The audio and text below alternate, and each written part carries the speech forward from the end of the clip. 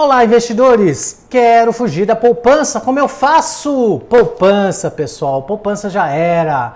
Mais de R$1 trilhão estão na poupança no ano de 2020, o que mostra que falta conhecimento por parte da população. A poupança, vamos lembrar o rendimento da poupança, ela dá 70% da taxa Selic. E a taxa Selic no Brasil, em 2020, está em 2%. Quer dizer, 70% disso, a poupança está dando míseros 1,4% ao ano, numa inflação muito maior que isso. Então, o dinheiro que você coloca na poupança, depois de um ano, ele vale muito menos. O poder de compra dele foi embora, você não consegue nem repor esse poder de compra. Então, o que fazer? Para onde fugir? Corra para a renda variável. Ah, Cássio, mas aí aumenta demais o meu risco. Eu não conheço. Já ouvi dizer que bolsa é cassino. Já ouvi dizer que não sei quem perdeu muito dinheiro. Misturam, faz uma bagunça mental em relação às grandes pirâmides. Estão acontecendo pirâmide. Tem um amigo que investiu em criptomoeda e perdeu tudo. Gente, com calma, analise os ativos, entenda como é que é feito esse investimento e não seja ganancioso. A maioria de tudo isso que eu falei perdeu por quê? Por causa da ganância. Então, tenhamos consciência que investimento é para longo prazo, é devagarzinho. Muita gente faz aquela analogia, é que nem ver a grama crescendo. Aqui do lado aqui do escritório está cheio de grama. Grama crescendo, demora para acontecer. Então, qual que é uma alternativa viável? Não é uma recomendação, nem compra nem venda, é apenas deixar claro que fundos imobiliários talvez sejam os ativos para entrada nessa renda variável. Por que eu estou falando em fundo imobiliário? Primeiro, pela facilidade de entender o que é o fundo imobiliário. E segundo, pela facilidade de acesso, previsibilidade um pouco maior, oscilação um pouco menor. Então vamos entender por que então fundo imobiliário é uma boa opção para aquele dinheirinho que está na poupança. Poupança dando 1,4, a gente tem aí vários fundos imobiliários, eu diria hoje que uma carteira média dá pelo menos 6 a 7% ao ano. Então, se a gente tem 1,4 na poupança e está ganhando 6 a 7 nos fundos imobiliários, teoricamente nós teríamos aí 5 vezes mais de faturamento. Ah, mas tem o risco? Tem. Quais são os riscos? Nós vamos entender. Mas esta classe de ativos a gente tem percebido um aumento absurdo de entrada de investidores. Eu tirei aqui do último relatório da B3, da Bolsa Brasileira, os informativos, as informações a respeito do segmento. Primeiro eu queria mostrar por que eu digo que é menos volátil. É renda variável? É renda variável, mas oscila muito menos por causa do lastro aí imobiliário, do lastro nos imóveis. Então o comparativo do IFIX, o IFIX é aquele índice que tem aproximadamente, se não me engano, são 81 fundos imobiliários, que é como se fosse uma carteira fictícia que você pode investir no índice. Seria análogo ao Ibovespa, que seria uma carteira das maiores empresas, as mais negociadas do Brasil. Então eu vou comparar o IFIX com o Ibovespa. O IFIX, naquela grande queda que a gente teve em março, vou colocar aqui o quadro para vocês verem, o gráfico, ela caiu aqui neste cenário que eu peguei, porque varia um pouquinho, 41,5% o Ibovespa. O Ibovespa, que é o índice de ações, caiu 41,50% lá em março. Já o IFIX no mesmo período ali, caiu 27,81%.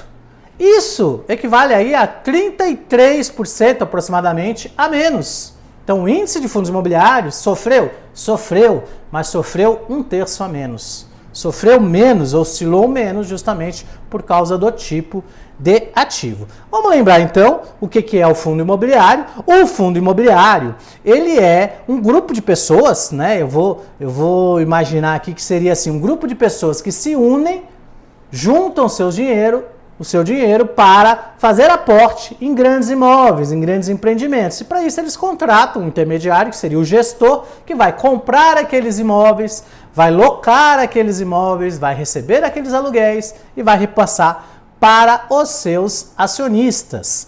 Então eu busquei alguma coisa aí em relação a modelos, né, que mostra que, olha, os investidores estão na ponta, eles compram cotas dos fundos imobiliários, que são aqueles gestores e administradores daquele dinheiro, que compram os empreendimentos imobiliários. Recebem os rendimentos, que pode ser aluguel, vamos dizer, um shopping center vai receber os aluguéis, vai receber taxa de estacionamento, etc. Pode ser o fundo imobiliário que compra carteiras de recebíveis, os CRIs, por exemplo, então recebem, são ativos lastreados nos imóveis. Podem ser fundos imobiliários que compram outros fundos imobiliários, os chamados FOFs. Pode ser fundo imobiliário de desenvolvimento, ele compra um terreno, ele constrói um prédio, vai vender esses apartamentos lá na frente, enfim.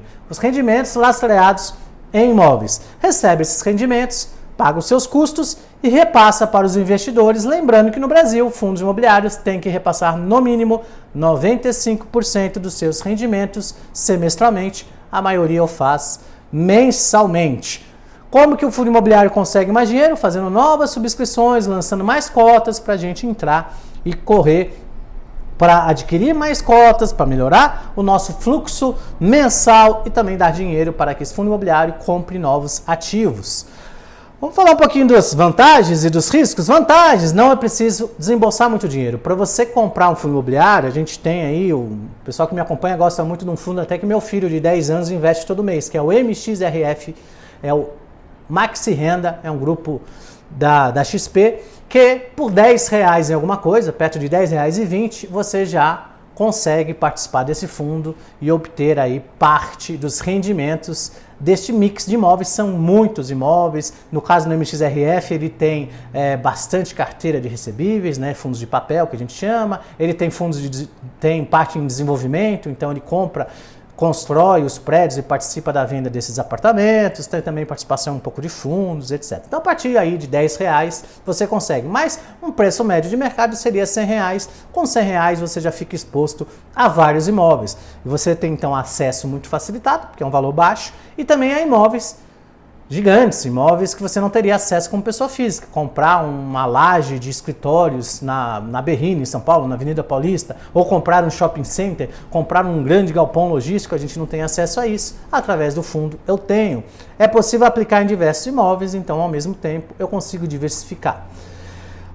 É mais seguro do que alugar um apartamento, por exemplo. Por quê? Porque são vários locatários, teoricamente você tem, muitos deles são pessoa jurídica. Teoricamente, a pessoa jurídica ela é um pouco mais, ela honra um pouco mais os seus contratos, porque a empresa depende daqueles contratos, a gente consegue diversificar isso e diluir o risco. Então, se eu tenho lá 10 imóveis, se um ficar vazio, eu ainda tenho 90% na minha renda.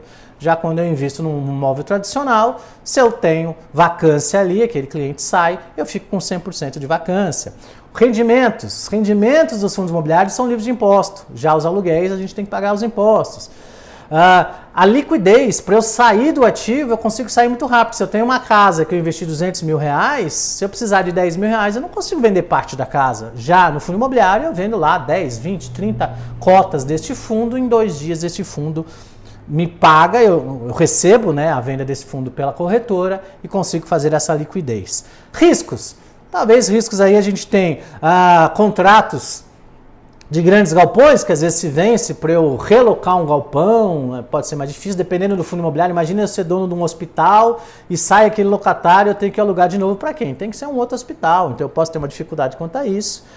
A localização pode ficar ruim, eu posso ter algum problema geral no prédio. Alguns fundos monoativos, quer dizer, tem um ativo só, o monoinquilino. Então imagina, eu tenho um prédio no litoral do Rio de Janeiro alugado para a Petrobras. Se a Petrobras sair, o que eu vou fazer com aquele prédio? Então depende um pouco do perfil daquele fundo, eu corro um pouco de risco. Vantagem fiscal, então não há tributação nos rendimentos. No caso dos aluguéis, experiência de gestão, vantagem em gestão. O gestor que está lá é um gestor profissional, ele está acostumado, ele tem poder de barganha, ele tem conhecimento, ele consegue ter acesso a grandes investimentos que eu sozinho, como proprietário, às vezes não teria como gerir isso. Custos de transação, corretagem de um fundo imobiliário, poxa, a gente vai gastar aí em média 0,5% com todos os custos de compra e venda de cotas. Já numa corretagem tradicional, de 8% a 10% que vai embora nisso. Diversificação, como eu disse, você consegue diversificar. Com R$100 você compra um fundo que é dono de 16 shoppings espalhados pelo país, por exemplo. Já no caso do tradicional, do imóvel tradicional, você se prende àquele imóvel. A simplicidade das operações, hoje as operações de fundo imobiliário é pelo home broker, pelo celular eu consigo comprar e vender rapidinho. Já no imóvel tradicional tem toda a dificuldade, escritura, cartório, tem dificuldades que eu tenho que ter com locação, com vacância, documentação, comissões que eu tenho que pagar, tudo isso, manutenção, né? E a liquidez, como eu disse, que é muito fácil sair do fundo imobiliário. Então isso seria, a gente sabe que tem vários tipos de fundos imobiliários, fundo imobiliário o de tijolo, que a gente chama, que é aquele que tem o prédio propriamente dito. Aí eu tenho de logística, galpões industriais, eu tenho de lajes corporativas, que são grandes escritórios, agências bancárias, hospitais, universidades, né? Eu tenho os fundos de papel, que investem em papéis, em títulos atrelados à área imobiliária, que é comprar uma carteira de recebíveis, por exemplo, os CRIs. Comprar uma carteira de recebíveis e um loteamento. Ele vendeu aquele loteamento em 72 meses, o fundo vai lá, compra aquela carteira com deságio e ganha em cima disso. E tem os fundos de fundos, que são fundos que compram outros fundos imobiliários e negociam ali, compra e venda daquilo, ganham aquelas taxas daqueles fundos e repassam para os seus cotistas. O que a gente tem visto? Fundo imobiliário, lá em setembro, olha, em setembro ele já atingiu 1 milhão de investidores de pessoa física, então teve um crescimento de 57,2% na base de cotistas no ano. Então a gente tem visto esta migração. Vou entrar na bolsa? Então eu vou entrar no fundo imobiliário, que é mais fácil de entender, a oscilação é um pouco menor, então eu vou sentindo um pouco aquele mercado. O número de investidores cresceu absurdamente, como o número de fundos imobiliários listados. Em 2011, a gente tinha apenas 69 fundos listados na B3, na Bolsa de Valores. Em agosto de 2020, nós já estávamos com 327 fundos imobiliários na Bolsa de Valores. Agora eu peguei aqui do site da Bolsa de Valores, o site oficial da B3, o último relatório, que é o relatório de novembro, com evolução anual do número de fundos imobiliários, onde nós chegamos a 550 fundos registrados na CVM e listados na Bolsa de Valores, 294. Evolução do número e o volume das ofertas da ICVM 400, então a gente começa a ver o seguinte, existem novas ofertas de novos fundos entrando e também as subscrições, que é arrecadar mais dinheiro para comprar novos ativos. Nós chegamos aí em 2020 a um patamar de 23 bilhões de reais sendo levantados, saindo às vezes de outras aplicações como a poupança e indo para a Bolsa de Valores. O número de investidores deu um salto absurdo, a gente tinha 645 mil em dezembro de 2019 e chegamos a 1.136.000 investidores de fundos imobiliários em novembro de 2020. Lembrando que até uma criança, meu filho de 10 anos, já é investidor da Bolsa de Valores, também em fundos imobiliários. Por que eu gosto dessa classe de ativos? Não é uma recomendação, nem de compra nem de venda, mas eu já passei dos 50 anos, eu gosto de ter os dividendos mensalmente, eu gosto de poder escolher aonde eu vou investir esses dividendos, porque o reinvestimento ele é muito importante. Mas se eu recebo aquele dinheiro, então às vezes eu recebo um dinheiro vamos dizer, da Magazine Luiza. Se eu receber esse dinheiro hoje da Magazine Luiza, eu provavelmente não compraria de novo Magazine Luiza, porque eu acho que está esticado, eu acho que está caro. Então eu poderia pegar esse dinheiro e às vezes comprar, sei lá, BR Malls, que está abaixo do preço patrimonial, do valor patrimonial, porque é uma empresa de shoppings, então está sofrendo muito. Isso é só um exemplo, tá? Não quer dizer que eu faria isso.